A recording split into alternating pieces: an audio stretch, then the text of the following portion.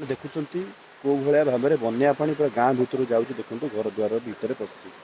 2026 ଜୁଲାଇ 13 ତାରିଖରୁ ଯେଉଁ ବର୍ଷା ଲଗାଣ ଚାଲିଛି, ଇଏ ହେଉଛି ଆମର ଢେଙ୍କାନାଳର ଭାପୁର ରାସ୍ତାରେ ଗଲାବେଳକୁ କାଶୀପୁର ଗ୍ରାମ। ଆପଣଙ୍କୁ ମୁଁ ସମ୍ପୂର୍ଣ୍ଣ ଭାବରେ ଭିଡ଼ିଓ ଦେଖାଉଛି କେଉଁ ଭଳିଆ ଭାବରେ ପୁରା ଜନସମୁଦ୍ର ଭଳିଆ ପାଣି ଏଇ ଭିତରକୁ ଯାଇଛି। ଭିଡ଼ିଓଟାକୁ ଶେଷ ପର୍ଯ୍ୟନ୍ତ ଦେଖନ୍ତୁ। ପ୍ରଭୁ ଜଗନ୍ନାଥଙ୍କ କତିରେ ମୁଁ ପ୍ରାର୍ଥନା କରୁଛି ବର୍ଷା ଟିକେ ଏମିତି ବି ନ ହଉ ଯେମିତି ଗାଁ ଗହଳିରେ ପଶି ଲୋକଙ୍କର କିଛି କ୍ଷୟକ୍ଷତି ଘଟୁ।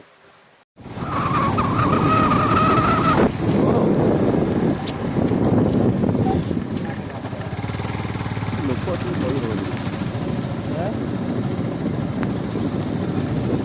କହିପାରିବେ, ସେଇଠି ଥିଲା ଘର ନା, ଆଉ ଭିଡ଼ ସେଇଟା ଦେଖିବ ଲୋକ।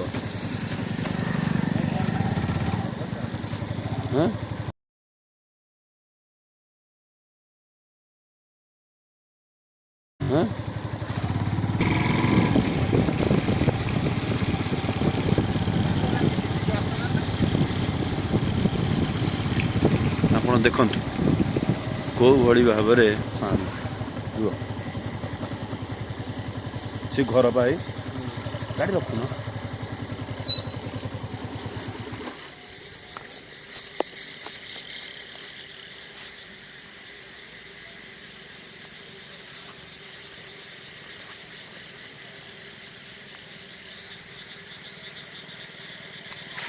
ଆଜ୍ଞା ସେଇଟା ଦେଖୁଛନ୍ତି, ଘର ଦେଖନ୍ତୁ।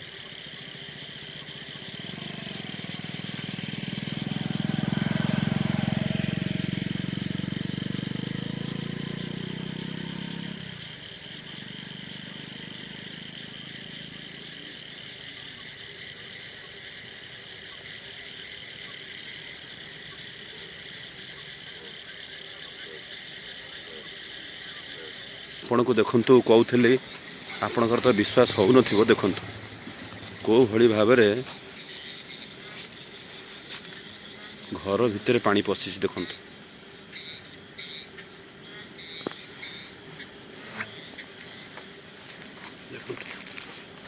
ଦେଖନ୍ତୁ ଗୋଟେ ଲୋକଟି ଘର କରିଛି, କେମିତି ସେ ରହୁଥିବ।